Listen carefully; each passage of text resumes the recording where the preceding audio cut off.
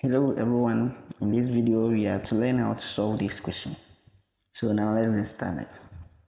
Now with this question, what I will do first is to change this one into an exponential form of base 6. So changing this one, I'll have my 6 to the power 2 or to the power 4 to the power x equals 6. So now, since they are having the same base, we can cancel it out. And this one is to the power of 1. So doing so, I'll have my 2 multiplying my 4 to the power x equals 1. Since this one is to the power of 1.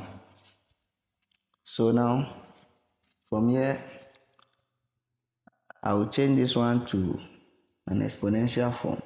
So doing so, I will have my 2 multiplying this one 2, I will have it as my 2 to the power 2 or to the power x equals 1. So now, we can see that from here, they have the same base, so we can add the exponent since they are multiplying.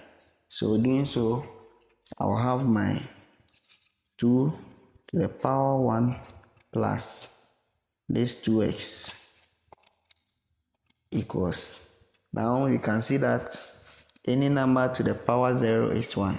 So now, since we want to have the same base, I will rewrite this one as 2 to the power 0.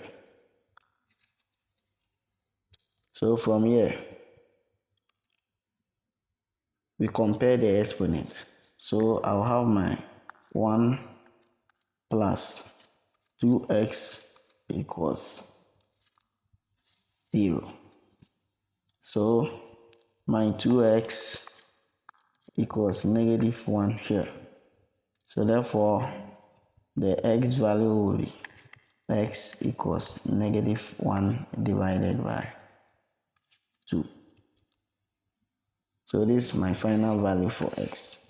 Thank you for watching the video, but please don't forget to subscribe, press the notification bell for more videos. Thank you.